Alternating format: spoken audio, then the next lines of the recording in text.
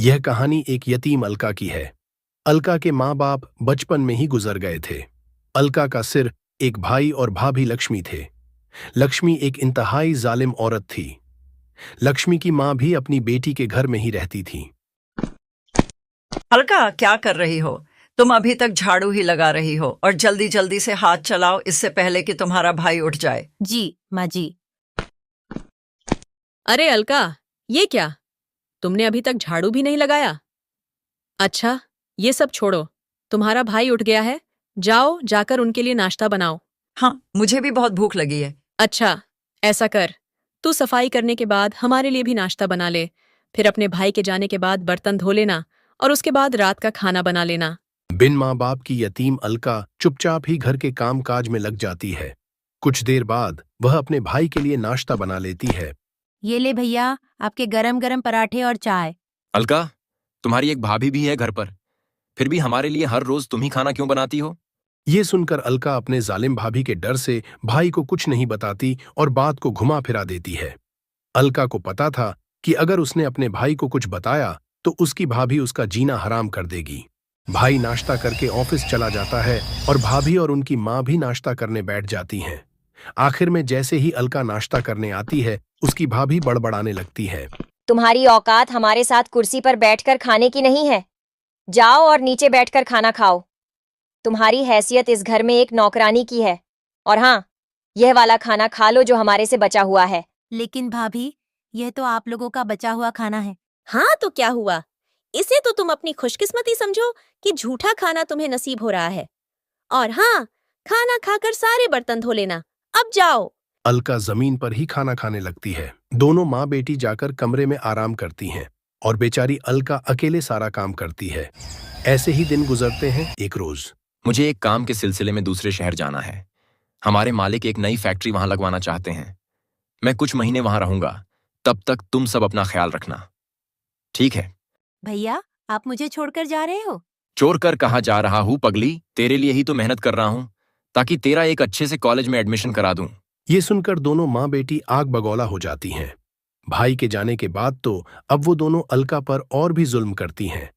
ऐसे ही एक दिन बाहर जोर की बारिश हो रही थी। देखो लक्ष्मी, कितना प्यारा मौसम हो गया है। क्या मजेदार बारिश हो रही है। इस मौसम में गरम पकौड़े हो जाते तो मजा आता। हाँ, रुक, मैं अभी उस महाराही को बोलती हूँ। अलका, ओ अलका, कहाँ मर गई? भाभी, आपने बुलाया? वो मैं सफाई कर रही थी। अच्छा, ठीक है। चल, अब जल्दी से हमारे लिए गरम गरम चाय और पकोड़े बनाकर ला। अलका रसोई में जाते ही पकौड़े बनाने लगती है। कुछ देर बाद कहें, मैं पकोड़े में नमक डालना तो भूल नहीं गई। एक बार चख कर देखती हूँ। अलका जैसे ही एक पकौड़ा चखने लगती है, तभी वहाँ उसकी भाभी लक्ष्मी आ जाती है। बदतमीज, हमें झूठा खिलाते हो। आज देख, तेरी खैर नहीं। ये कहकर लक्ष्मी उसकी खूब मारपीट करती है। उनकी आवाज सुनकर सरला वहाँ आ जाती है और अलका डर के मारे सरला के पीछे छुप जाती है। माँ जी मुझे बचा लीजिए। अब बस भी कर लक्ष्मी, अगर ये मर गई तो हमें पूरी जिंदगी जेल में बितानी पड़ेगी। एक काम कर, इसे घर से निकाल दे, नहीं तो तेरा पति सब इसे पर खर्च कर देगा। हाँ, ये तो मैंने सोचा ही नहीं। ये बात ठीक कहे ना आपने। दोनों माँ बेटी बेचारी अलका को घर से बाहर निकाल देती हैं। बाहर तेज बारिश हो रही थी। भाभी, मुझे घर से मत निकालो इस बारिश में, मैं कहाँ जाऊंगी? लेकिन वो उसकी एक नहीं सुनती और उसे घर से बाहर निकाल देती हैं। अलका बारिश में बचते हुए एक पेड़ के नीचे खड़ी हो जाती है और सारी रात उस पेड़ के नीचे रोती रहती है। ऐसे ही अगली सुबह हो जाती है। अलका को बहुत भूख लगने लगती है और वो खाने की तलाश में निकलती है। वो ठेलों पर जाकर कुछ न कुछ मांगती है, लेकिन कोई भी उसकी मदद नहीं करता। कुछ देर बाद वो एक बूढ़े बाबा के ठेले पर पहुंचती है जो पकौड़े बनाकर बेच रहा था। वो उसके सामने रोते हुए कहने लगती है, बाबा मैं कल से भूखी हूँ। मुझे बहुत भूख लगी है। मुझे ये थोड़े से पकोड़े दे दो, लेकिन मेरे पास पैसे नहीं हैं। बुजुर्ग बाबा को अलका पर तरस आ जाता है और वो उसे कुछ प्याज के पकौड़े चटनी के साथ खाने के लिए दे देता है। अलका को पकौड़े देखते ही याद आ जाता है कि कैसे एक पकौड़े के पीछे उसकी भाभी ने उसे घर से निकाल दिया था। क्या हुआ बेटी, तुम क्यों रो रही हो? अभी तो कह रही थी कि तुम्हें भूख लगी है। अलका रोते हुए उसे सारी बात बता देती है। मेरी बेटी, तुम जवान लड़की इन गलियों में कहाँ भटकोगी? इससे बेहतर होगा कि तुम इस गरीब बाबा की झोपड़ी पर चलो और मेरी बेटी बन जाओ। ऐसे ही कुछ दिन गुजर जाते हैं और अब अलका उस बुजुर्ग बाबा के घर पर रहकर उसके खाने का ध्यान रखती है। लेकिन एक दिन बुजुर्ग बाबा की तबीयत खराब लगने लगी। अब उसकी जगह अलका उसके पकौड़े का तला संभालने लगी। अलका पकौड़ों के साथ हर किस्म के पकौड़े बनाने लग जाती है, जिससे उसके तले पर ग्राहकों की भीड़ बढ़ जाती है। गर्मा गर्म पकौड़े खाने के लिए अब उसके तल्ले पर लोगों की लाइन लग जाती है। तभी मौसम बहुत प्यारा हो जाता है और इस सुहाने मौसम में भला कौन इतनी वैरायटी के पकौड़े नहीं खाना चाहेगा। अरे ओ पकोड़े वाली, मेरे लिए भी एक प्लेट प्याज के पकोड़े बना दो। और मेरे लिए मिर्च के पकौड़े। इस तरह से उसके पास ग्राहक भीड़ लगना शुरू हो जाती है और जो भी उसके पकौड़े एक बार खाता है वो बार बार जरूर खाता है। चलो अच्छा है कि मेरे बनाए हुए पकौड़े सब कस्टमर को बहुत पसंद आ रहे हैं। अगर मेरा ये काम ऐसे ही चलता रहा तो मैं जल्द ही एक घर बना लूंगी। ये सब सोचकर अलका बहुत खुश हुई। अगले दिन वो फिर अपना तैला वहां लगाती है, लेकिन एक रोज तेज तूफान आने की वजह से उसके तैले की छत उड़ जाती है और बारिश की वजह से सारे पकौड़े खराब हो जाते हैं। सब खत्म हो गया।